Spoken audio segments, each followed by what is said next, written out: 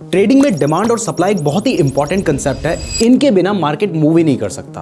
और इसके साथ साथ आज के टाइम पर अगर आप ट्रेडिंग करने के बारे में सोच रहे हैं तो आपको स्मार्ट मनी कंसेप्ट को भी समझना होगा। तो हमने सोचा क्यों ना हम आपको सप्लाई एंड डिमांड के साथ मिलाकर स्मार्ट मनी कंसेप्ट को समझाएं, ताकि आपको समझ आए कि मार्केट किस तरीके से मूव करता है, आप इसका फायदा कैसे उठा सकते हैं और इसके बेसिस पे हम आपको स्ट्रैटेजीज भी बताएंगे। तो वीडियो बहुत ज्यादा इंपॉर्टेंट और इंटरेस्टिंग होने वाली है, इसलिए पूरा ध्यान से जरूर देखिएगा। तो सबसे पहले मैं आपको बता देता हूं कि इस वीडियो में हम सीखेंगे कि सप्लाई एंड डिमांड काम कैसे करते हैं, कैसे इंस्टीट्यूशंस स्मार्ट मनी लॉजिक का यूज करते हैं, लिक्विडिटी ट्रैप कैसे किया जाता है रिटेल ट्रेडर्स को, जिससे पहले उनका स्टॉप लॉस सेट करवाया जाता है और बाद में जो स्मार्ट मनी है वो अपना प्रॉफिट कर लेते हैं। इसी बीच में आप हाई एंट्री प्रोबेबिलिटीज कैसे ढूंढ सकते हैं और कैसे आप एक प्रॉपर स्ट्रक्चर को फॉलो करते हुए ट्रेड कर सकते हैं। तो चलिए सबसे पहले समझते हैं कि ये सप्लाई एंड डिमांड होता क्या है। तो बेसिकली अगर आप चार्ट में देखेंगे ना तो आपको दिखाई देगा कि ये वो एरियाज होते हैं जहां पर जाने के बाद प्राइस रिएक्ट करती है।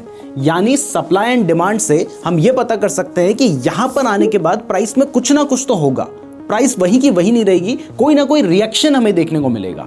तो ये हमें सप्लाई एंड डिमांड से पता चलता है। बाद में हम डिसाइड करते हैं कि भाई वो रिएक्शन ऊपर की तरफ होगा या फिर नीचे की तरफ होगा। अब सबसे पहले डिमांड जोन की बात कर लेते हैं। तो डिमांड जोन के नाम से ही आपको पता चल रहा है कि ये वो एरिया या वो जोन होता है जहां पर स्ट्रॉन्ग बाइंग अवेलेबल होती है, यानी ज्यादा बायर्स वहां पे अवेलेबल है, ज्यादा डिमांड अवेलेबल है। तो अगर ज्यादा बायर्स अवेलेबल है तो जाहिर सी बात है कि वहां से प्राइस के बढ़ने के चांसेस होंगे।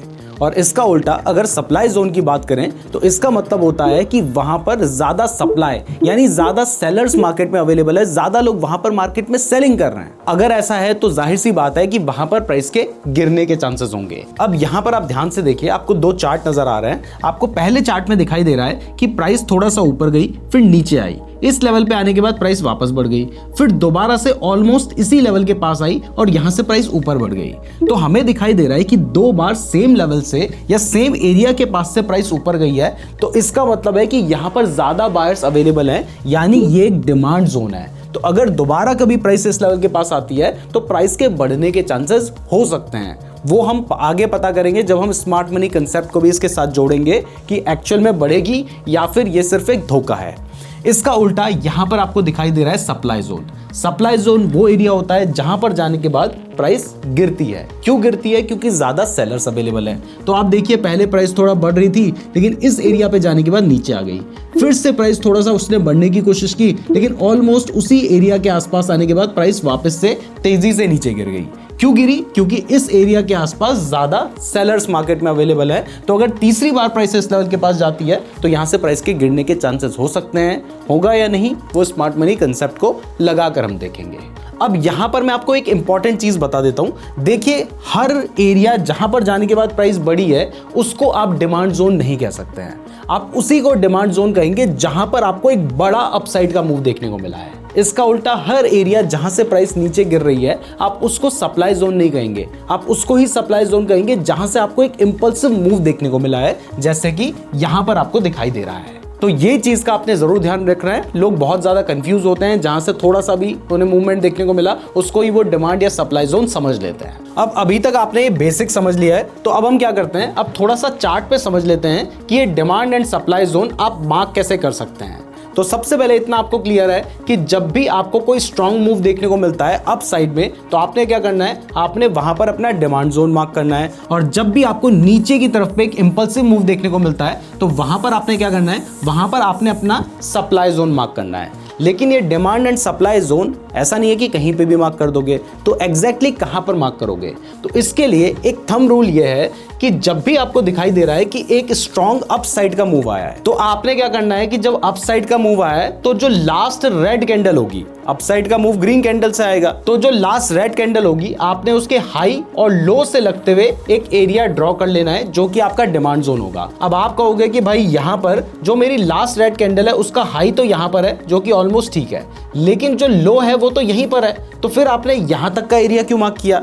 तो वो एरिया हमने इसलिए मार्क किया क्योंकि यहाँ पर इससे पहले एक कैंडल है जिसका लो हमें यहाँ पर देखने को मिल रहा है, तो इस वजह से हमें उस लो को भी साथ में लेके चलना पड़ेगा और इसलिए यहाँ पर हमने अपना डिमांड जोन इस तरीके से मार्क किया है। और सप्लाई जोन मार्क करने के लिए जब भी आपको एक इंपल्सिव डाउन साइड का मूव देखने को मिलता है, जैसा कि यहाँ पर आपको देखने को मिला है, तो आपने क्या करना है, उससे पहले जो अपोजिट कैंडल है, डाउन साइड का मूव है, रेड कैंडल से आएगा, तो जो ग्रीन कलर की कैंडल लास्ट आपको दिखाई दे रही है उसके हाई एंड लो से लगते हुए आप अपना एक इस तरीके से एरिया ड्रॉ कर सकते हैं जो कि आपका सप्लाई जोन होगा। अब यहां पर अगर आप देखेंगे तो ये वाली जो ग्रीन कैंडल है उसके हाई एंड लो से लगते हुए ही हमने अपना सप्लाई जोन मार्क कर रखा है। लेकिन मान लीजिए कि इससे पहले वाली जो कैंडल है उसकी विक यहां तक होती, तो हमें यहां तक अपना सप्लाई जोन मार्क करना होता। तो इस तरीके से आप सप्लाई एंड डिमांड जोन को मार्क कर सकते हैं। तो अभी तक हमने आपको डिमांड एंड सप्लाई जोन के बारे में बता दिया है। अब हम स्मार्ट मनी कंसेप्ट के बारे में बात करेंगे, लेकिन उससे पहले अगर आप क्रिप्टो के फ्यूचर्स में ट्रेड करना चाहते हैं जहां पर 30% टैक्स भी एप्लीकेबल नहीं होता है, तो इसके लिए आप डेल्टा एक्सचेंज पे ट्रेडिंग कर सकते हैं, जो कि मैं खुद भी यूज करता हूं। और अगर आप हमारे लिंक का यूज करके डेल्टा एक्सचेंज में अपना अकाउंट ओपन करते हैं तो आपको हमारी तरफ से 2000 रुपए का अधीरा AI का सब्सक्रिप्शन बिल्कुल फ्री में मिलेगा।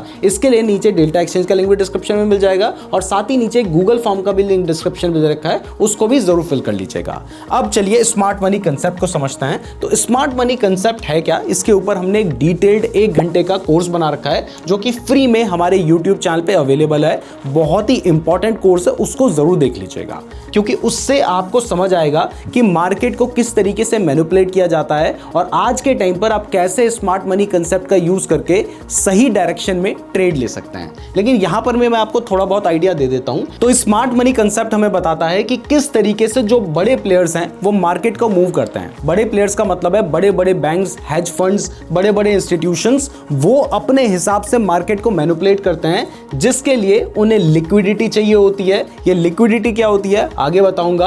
और इसका यूज करते हुए वो जो रिटेल ट्रेडर्स हैं, यानी आप और हम जैसे जो ट्रेडर्स हैं, इनको ट्रैप करते हैं, इनके स्टॉप लॉस हिट करवाते हैं और उसके बाद असली मूव आता है जिसमें वो पैसे कमाते हैं और आपका तो स्टॉप लॉस पहले ही हिट हो चुका होता है। बट आप चाहोगे तो नहीं कि आपका स्टॉप लॉस हिट हो, तो वो आप कैसे प्रोटेक्ट कर सकते हो और कैसे स्मार्ट मनी की डायरेक्शंस में ही ट्रेड ले सकते हो, ये अब हम समझेंगे। अब इसमें बहुत सारी चीजें आती हैं, इसीलिए मैं आपको पहले ही बता चुका हूं कि आप एक बार वो वाली वीडियो देख लीजिएगा। लेकिन यहां पर हम कुछ इंपॉर्टेंट जो कंसेप्ट हैं उनको समझ लेते हैं। तो इसमें जो पहले 2 कंसेप्ट हैं वो है BOS यानी ब्रेक ऑफ स्ट्रक्चर और चेंज ऑफ कैरेक्टर। पहले ब्रेक ऑफ स्ट्रक्चर की बात कर लेते हैं। तो ब्रेक ऑफ स्ट्रक्चर हमें बताता है कि मार्केट जिस डायरेक्शन में चल रहा है ना, अभी वो डायरेक्शन कंटिन्यू होने वाली है। अब ये ब्रेक ऑफ स्ट्रक्चर होता कहां पे है, हमें पता कैसे चलेगा। तो जैसे मान लीजिए मार्केट अभी क्या चल रहा है, अप ट्रेंड में चल रहा है। अप ट्रेंड में मार्केट इस तरीके से ही चलता है। तो जब भी मार्केट अप ट्रेंड में, यहां पर आपको पता है उसने लो बनाया, यहां पे हाई बनाया, यहां पर हायर लो बनाया, यहां पर हायर हाई बनाया। तो जब भी मार्केट अपना हायर हाई बनाने के बाद थोड़ा नीचे आता है तो आपने क्या करना है, आपने इस तरीके से उससे लगते हुए एक लाइन ड्रॉ कर लेनी है। अब जब भी प्राइस इस लेवल को तोड़ के ऊपर जाएगी तो हम कहेंगे कि यहां पर हो गया हमारा ब्रेक ऑफ स्ट्रक्चर। तो यहां पर आपको दिखाई दे रहा है कि ये क्या है, ये हायर हाई है। अब हायर हाई यहां पर है, ब्रेक ऑफ स्ट्रक्चर यहां पे नहीं हुआ। लेकिन जैसे ही प्राइस ने इस जगह पर इस हाई को ब्रेक करके प्राइस ऊपर चली गई तो यहां पर हो गया हमारा ब्रेक ऑफ स्ट्रक्चर। और जब भी अगर आप देखेंगे तो यहां से आपने लाइन ड्रॉ की, इस जगह पे आपका ब्रेक ऑफ स्ट्रक्चर हो गया। उसके बाद यहां से आपने एक लाइन ड्रॉ की, इस जगह पर आपका ब्रेक ऑफ स्ट्रक्चर हो गया, प्राइस इससे ऊपर चली गई। तो जब भी बार बार ब्रेक ऑफ स्ट्रक्चर होता है तो वहां पर आप इससे ये आइडिया लगाते हैं कि अभी मार्केट जो है वो सेम डायरेक्शन में चलने वाला है। लेकिन हमेशा तो सेम ट्रेंड कंटिन्यू नहीं होगा, कभी ना कभी प्राइस नीचे आने वाली भी होगी। तो वो हमें कैसे पता चलेगा, वो हमें पता चलता है चेंज ऑफ कैरेक्टर यानी CHOCH से। अब ये चेंज ऑफ कैरेक्टर कैसे होगा, तो यहां पर देखिए आपको पता है ब्रेक ऑफ स्ट्रक्चर कैसे होता है, ये मैंने आपको बता दिया। लेकिन अब यहां पर आपको हायर लो पॉइंट भी देखने को मिल रहे हैं, हायर लो पॉइंट भी देखने को मिल रहे हैं, इधर पे भी हायर लो पॉइंट आपको देखने को मिल रहा है। तो अगर मान लीजिए कभी जो प्राइस है वो इस हायर लो को ब्रेक करके नीचे आ जाती है, जैसा कि यहां पर हुआ है। कहां पर हुआ है, देखिए इस जगह पर प्राइस ने हमारे हायर लो जो कि ये वाला पॉइंट है इसको ब्रेक करके प्राइस नीचे आ गई। तो ये क्या है, ये है हमारा चेंज ऑफ कैरेक्टर। ध्यान दीजिए चेंज ऑफ कैरेक्टर यहाँ पे नहीं हुआ, चेंज ऑफ कैरेक्टर हुआ है यहाँ पर, जो हमें बताता है कि अभी तक अगर अप ट्रेंड चल रहा था ना, तो अब शायद ट्रेंड चेंज हो चुका है। अब ये तो अप ट्रेंड की बात थी। अब जब मान लीजिए एक बार यहाँ पर चेंज ऑफ कैरेक्टर हो चुका है, तो इसका मतलब यहाँ से क्या है, यहाँ से डाउन ट्रेंड शुरू हो गया है। तो जब डाउन ट्रेंड शुरू होगा तो ये जो लो वाला लेवल है, ये क्या होगा हमारा, ये होगा हमारा लो, ये होगा हमारा लोअर हाई। उसके बाद प्राइस यहाँ से ऊपर जाएगी तो ये होगा हमारा लोअर लो, ये होगा हमारा लोअर हाई। फिर प्राइस नीचे आएगी, ये होगा लोअर लो। यहाँ पे इस तरीके से हमारा चार्ट जो है वो आगे कंटिन्यू करता है। तो अब यहाँ पर ब्रेक ऑफ स्ट्रक्चर कहाँ पे होगा, तो जब भी आपको दिखाई देगा कि प्राइस अपना लोअर लो का जो लेवल है उससे नीचे आती है, जैसे यहाँ पर लोअर लो है, आपने क्या करना है, आपने उससे लगते हुए एक लाइन ड्रॉ कर दी। तो जैसे ही प्राइस ने इससे नीचे अपना क्लोजिंग दे दी, तो यहाँ पर आप क्या कहेंगे, यहाँ पर आप कहेंगे जी डाउन ट्रेंड में ब्रेक ऑफ स्ट्रक्चर हो चुका है। ऐसे ही देखिए दोबारा ये लोअर लो है, आपने इससे लगते हुए एक लाइन ड्रॉ की, यहाँ पर क्या हुआ, यहाँ पर हमारा ब्रेक ऑफ स्ट्रक्चर दोबारा से हो चुका है। और जब डाउन ट्रेंड में ब्रेक ऑफ स्ट्रक्चर हो रहा है तो इसका मतलब अभी डाउन ट्रेंड चल रहा है, यही डाउन ट्रेंड आगे भी कंटिन्यू होने वाला है। तो डाउन ट्रेंड में ब्रेक ऑफ स्ट्रक्चर आपको समझ आ गया। तो अब चेंज ऑफ कैरेक्टर भी देख लेते हैं। तो अगर मान लीजिए प्राइस डाउन ट्रेंड में चल रही है तो यहाँ पर आपका लोअर हाई लोअर लो बन रहा होगा, ये है आपका लोअर हाई। तो अगर मान लीजिए कोई भी कैंडल इस लोअर हाई के ऊपर क्लोजिंग दे देती है, तो आपने क्या करना है, जो लोअर हाई पॉइंट था उससे लगते हुए एक लाइन ड्रॉ करनी है। जैसे ही कोई कैंडल इसके ऊपर क्लोजिंग देगी तो आप कहेंगे कि यहाँ पर हो गया है मेरा चेंज ऑफ कैरेक्टर, पहले डाउन ट्रेंड चल रहा था, अब शायद यहाँ से अप ट्रेंड शुरू हो चुका है। अब अभी मैंने यहाँ पर आपको बेसिक आइडिया दे दिया, लास्ट में मैं सारी चीजों को मिलाकर आपको चार्ट में लगा के भी दिखाऊंगा। तो डोंट वरी, वहां पर सारी चीजें, अगर आपको कोई भी डाउट है तो वो क्लियर हो जाएगा। तो मैंने आपको चेंज ऑफ कैरेक्टर और ब्रेक ऑफ स्ट्रक्चर तो बता दिया है। अब बात करते हैं लिक्विडिटी स्वीप के बारे में। ये बहुत ही इंपॉर्टेंट कंसेप्ट होता है स्मार्ट मनी का, और ये एक बहुत बड़ा रीजन होता है जिसके लिए आपने नोटिस किया होगा कि जैसे ही आप ट्रेड लेते हैं वैसे ही आपका स्टॉप लॉस हिट होता है, और आपका स्टॉप लॉस हिट होने के बाद कई बार प्राइस ऊपर हो जाती है या नीचे गिर जाती है। तो ये क्यों होता है, क्योंकि वहां पर आपकी लिक्विडिटी को स्वीप किया जाता है, जो कि बड़े बड़े इंस्टीट्यूशंस करते हैं। और वो कैसे करते हैं ये भी हम समझेंगे। लेकिन लिक्विडिटी स्वीप को समझने से पहले आपको समझना होगा कि लिक्विडिटी क्या होती है। तो लिक्विडिटी का सिंपल मतलब होता है पेंडिंग ऑर्डर्स। लेकिन ये जो पेंडिंग ऑर्डर्स हैं ये कोई नॉर्मल बाय या सेल के ऑर्डर्स नहीं है, ये स्टॉप लॉस वाले ऑर्डर्स होते हैं। जैसे मान लो कि अगर किसी जगह पे सपोर्ट है तो वहां पर जाहिर सी बात है कि ज्यादातर केस में आप बाय करने का ट्रेड लोगे, और बाय करने का ट्रेड लोगे तो उससे थोड़ा सा नीचे आप अपना स्टॉप लॉस रखोगे। अब ये चीज ना बड़े बड़े जो इंस्टीट्यूशंस हैं, जब मुझे पता है, सबको पता है, तो उनको नहीं पता है क्या? उनको भी पता है। तो अगर मान लीजिए उन्हें मार्केट में बाइंग करनी है तो उन्हें चाहिए कि कोई ना कोई बेचे, क्योंकि वो बहुत ज़्यादा क्वांटिटी में बाय करना चाहते हैं। तो ऐसे में वो कोशिश करेंगे कि आपका स्टॉप लॉस हिट हो जाए। तो आपका जैसे ही स्टॉप लॉस हिट होगा आप एक सेलर बन जाएंगे, और वो क्या करेंगे, वो वहाँ पर उन क्वांटिटीज़ को बाइंग कर लेंगे, और इस तरीके से वो जितनी बाइंग करना चाहते थे वो कर लेंगे, और उसके बाद प्राइस में जो मूवमेंट आना है वो आएगा। तो अब मैं थोड़ा सा आपको चार्ट में समझा देता हूँ लिक्विडिटी स्वीप के बारे में। तो यहाँ पर एक कॉमन सेंस वाली बात है कि देखिए प्राइस इस लेवल से आने के बाद ऊपर गई है, तो आप अगर प्राइस दोबारा इस लेवल के पास आती है तो ज्यादातर लोग क्या सोचेंगे कि प्राइस इस लेवल के पास आ गई, अब तो यहाँ से प्राइस ऊपर जाएगी क्योंकि यहाँ पर डिमांड है, या फिर यहाँ पर उन्हें लगेगा कि सपोर्ट है, तो वो यहाँ पर बाय करने का ट्रेड लेंगे। अब बाय करने का ट्रेड तो लेंगे, लेकिन इससे थोड़ा सा नीचे यहाँ पर कहीं पर अपना स्टॉप लॉस रखेंगे। जनरली सभी लोग यही करते हैं, स्पेशली बिगिनर्स यही करते हैं। तो अब क्या होगा कि जो स्मार्ट मनी है उनको पता है कि यहाँ पर क्या है, यहाँ पर लिक्विडिटी है।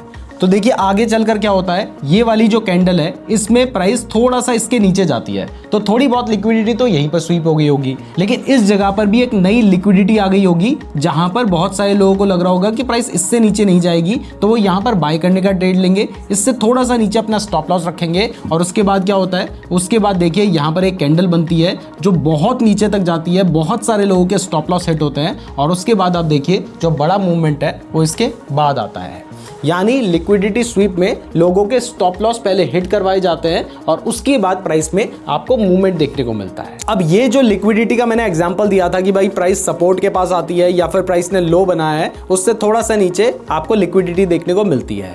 लेकिन लिक्विडिटी बहुत सारी तरीके की होती है, जैसे कि आपको फेयर वैल्यू गैप के बारे में हमने काफी बार सेपरेट वीडियो भी बना रखी है, बहुत ही इंपॉर्टेंट चीज है ये। तो ये भी एक तरह से लिक्विडिटी ही है, बट कैसे है, देखिए जब भी आपको चार्ट में एक बड़ी ग्रीन कलर की कैंडल देखने को मिलती है तो आपने क्या करना है, आपने उसके बाद वाली कैंडल के लो से लगते हुए, जैसे कि यहाँ पर, और उससे पहले वाली कैंडल के हाई से लगते हुए आपने एक एरिया ड्रॉ कर लेना है। तो यहाँ पर एक बड़ी ग्रीन कैंडल आपको देखने को मिली चार्ट में, और ये बड़े टाइम फ्रेम पे हम बात कर रहे हैं। ऐसा नहीं कि आप 1 मिनट की कैंडल पे जाके एफवीजी ढूंढने लग जाओ। 15 मिनट, 1 घंटा, 1 दिन, 1 हफ्ते ऐसी कैंडल में देखोगे तो वो ज्यादा अच्छे से काम करेगा। तो यहाँ पर आपको एक बड़ी ग्रीन कलर की कैंडल देखने को मिली, तो आपने क्या किया, आपने उससे पहले वाली कैंडल के हाई से लगते हुए, उसके बाद वाली कैंडल के लो से लगते हुए एक एरिया ड्रॉ कर लिया, और ये क्या है, ये आपका बुलिश फेयर वैल्यू गैप है। यानी अगर प्राइस दोबारा से इस लेवल के पास आती है तो यहां से प्राइस के बढ़ने के चांसेस हो सकते हैं। अब आप बोलेंगे कि भाई यहां से प्राइस क्यों बढ़ेगी, तो ये जो एरिया है यहां पर बहुत सारे पेंडिंग ऑर्डर्स होते हैं। तो अब अगर मान लीजिए प्राइस दोबारा से इस लेवल के पास आती है तो यहां पर क्योंकि लिक्विडिटी है, जो कि बेसिकली पेंडिंग ऑर्डर्स हैं, वो ऑर्डर्स एग्जीक्यूट हो जाते हैं, और उसके बाद जैसे ही बहुत सारे ऑर्डर्स एग्जीक्यूट होंगे तो एक इंपल्सिव मूव आने के चांसेस होते हैं। इसका उल्टा अगर मान लीजिए आपको डाउन ट्रेंड में कभी इस तरीके की एक बड़ी रेड कलर की कैंडल देखने को मिलती है, तो आपने क्या करना है, उससे पहले वाली कैंडल के लो से लगते हुए, उसके बाद वाली कैंडल के हाई से लगते हुए एक इस तरीके से एरिया ड्रॉ कर लेना है। यहां पर भी बहुत ज्यादा लिक्विडिटी होती है, तो अगर मान लीजिए प्राइस दोबारा से इस लेवल के पास आएगी तो यहां से प्राइस के गिरने के चांसेस होंगे, क्योंकि जो पेंडिंग ऑर्डर्स होंगे वो एग्जीक्यूट हो जाएंगे, जिसकी वजह से एक शार्प डाउन मूव आ सकता है। तो ये क्या है, ये भी एक तरह की लिक्विडिटी है। अब जो हमने 1 घंटे की स्मार्ट मनी की वीडियो बना रखी है, उसमें हमने और भी बहुत टाइप की लिक्विडिटी समझाई है, जैसे ऑर्डर ब्लॉक क्या होता है, इनवर्स फेयर वैल्यू गैप क्या होता है, ब्रेकर ब्लॉक क्या होता है,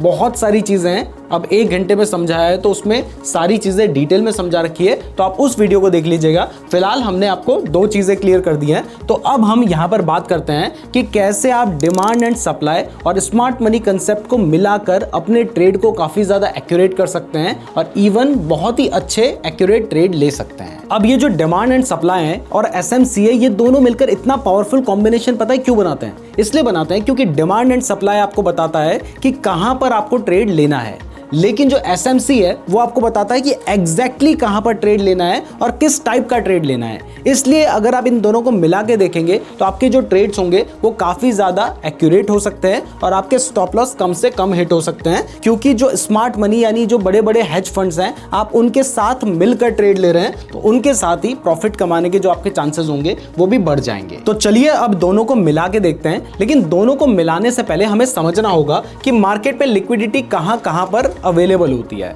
कुछ एरियाज में आपको पहले ही बता चुका हूं कि जहां पर फेयर वैल्यू गैप बनता है वहां पर भी पेंडिंग ऑर्डर्स यानी लिक्विडिटी होती है। इसके अलावा जो स्विंग हाई या स्विंग लो है उससे थोड़ा सा नीचे, थोड़ा सा ऊपर भी लिक्विडिटी होती है। इसके अलावा अगर आप ग्लोबल मार्केट जैसे कि क्रिप्टो या फॉरेक्स में ट्रेड करते हैं तो वहां पर लंदन सेशन या बाकी जो भी सेशन है, इनके हाई एंड लो के आसपास भी हमें लिक्विडिटी देखने को मिलती है। और सबसे इंपॉर्टेंट, बहुत सारे लोग इसको इग्नोर कर देते हैं, लेकिन जो राउंड नंबर्स होते हैं, जैसे अगर बिटकॉइन की बात करें तो 80,000, 85,000, 90,000, 95,000 एंड 1 लाख, ये कैसे नंबर हैं? ये बेसिकली साइकोलॉजिकल नंबर्स होते हैं, तो यहां पर भी लिक्विडिटी होती है। इथेरियम की बात करें तो 2000, 2100, 2200, जो छोटा नंबर है वहां पर 100 के आसपास भी लिक्विडिटी देखने को मिलेगी। जो बड़ा है बिटकॉइन, वहां पर आपको हर 5000 के आसपास लिक्विडिटी देखने को मिल सकती है।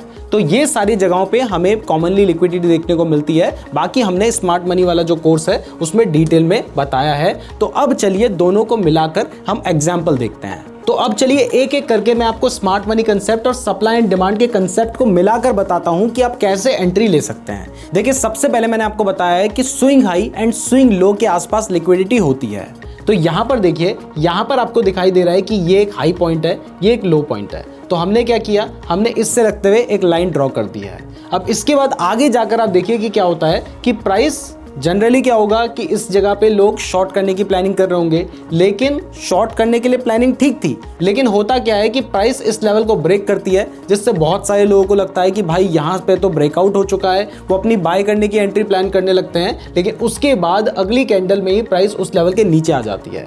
अब लिक्विडिटी स्वीप होता क्या है, जब भी आपको दिखाई दे कि प्राइस ने ब्रेकआउट दिया उसके बाद वापस उसी लेवल के अंदर आके क्लोजिंग दे दी, तो इसको हम कहते हैं लिक्विडिटी स्वीप। जैसा कि आपने देखा कि ये हाई था, प्राइस वापस से इस लेवल के नीचे आ गई इसको ब्रेकआउट देने के बाद, तो इसका मतलब यहां पर लिक्विडिटी स्वीप हो गया। और उसके बाद आप देख सकते हैं कि आपको एक अच्छा खासा डाउन साइड का मूव देखने को मिला है। अब यहीं पर अगर आप देखेंगे तो आपको एक लो दिखाई दे रहा है। आपने क्या किया, आपने उस लो से लगते हुए भी एक लाइन ड्रॉ कर ली, क्योंकि आपको पता है कि यहां पर क्या है, यहां पर लिक्विडिटी है। तो उसके बाद क्या होता है, प्राइस इस लेवल को ब्रेक करती है और वापस से इसके अंदर क्लोजिंग दे देती है। देखिए यहां पर कुछ कैंडल्स के बाद ही उस लेवल के पास क्लोजिंग दे दी। इसका मतलब क्या है? इसका मतलब यहाँ पर भी लिक्विडिटी स्वीप हो गया है और जैसे ये स्वीप हुआ उसके बाद आप देखेंगे कि यहाँ पर हमें एक अपसाइड का मूवमेंट देखने को मिला है। अब इस चीज को आप अपने फेवर में कैसे यूज कर सकते थे? आप ऐसे यूज कर सकते थे कि आपने हाई एंड लो को मार्क किया, उसके बाद आपने देखा कि प्राइस ने इस लिक्विडिटी को स्वीप करके प्राइस वापस अंदर क्लोजिंग दे चुकी है,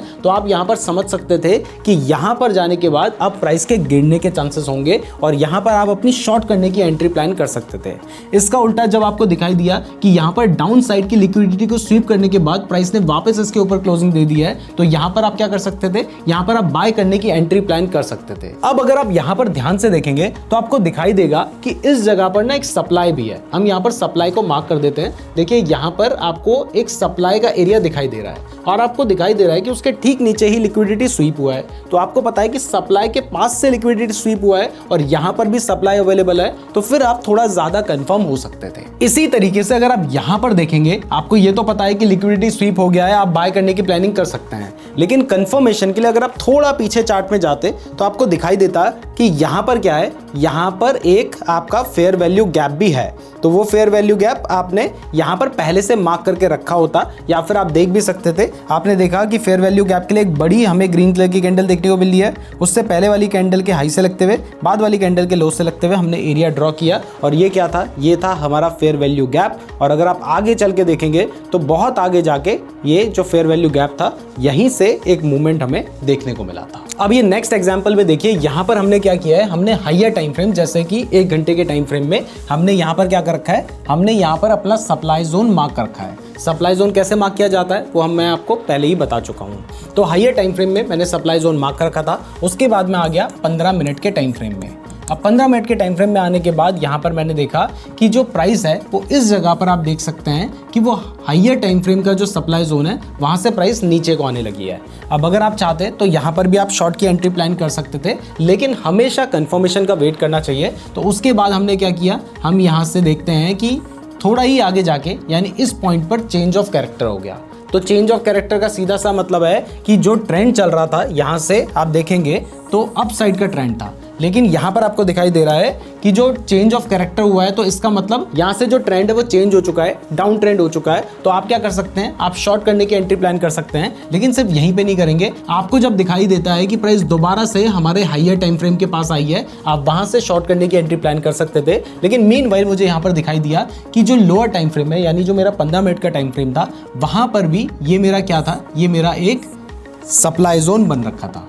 तो मैंने क्या किया, जैसे ही प्राइस ये जो हमारा सप्लाई जोन था इसके पास आई, यहाँ से हमने शॉर्ट करने की एंट्री प्लान की और उसके बाद आप देख सकते हैं कि एक फास्ट मूवमेंट हमें यहाँ पर देखने को मिला है। अब एक और एग्जांपल आपको दिखा देता हूँ। यहाँ पर आप देख सकते हैं कि चार्ट में डाउन ट्रेंड चल रहा है। अब जब डाउन ट्रेंड चल रहा था उसके बाद यहाँ पर देखो एक अपसाइड का मूवमेंट आपको देखने को मिला। तो जब आपको एक मूवमेंट देखने को मिलता है तब आप क्या करते हैं, आप यहाँ पर अपना एक जोन मार्क कर लेते हैं। अब ये क्योंकि अपसाइड का मूवमेंट था तो ये कौन सा जोन होगा आपका, ये आपका डिमांड जोन होगा। तो हमने क्या किया, जो लास्ट रेड कैंडल थी उसके हाई एंड लो से लगते हुए एक एरिया ड्रॉ कर दिया, जो क्या है, जो है मेरा डिमांड जोन। अभी ये जोन मैंने मार्क कर रखा था। अब उसके बाद मैं क्या देखता हूँ कि प्राइस ने यहाँ पर चेंज ऑफ कैरेक्टर दे दिया।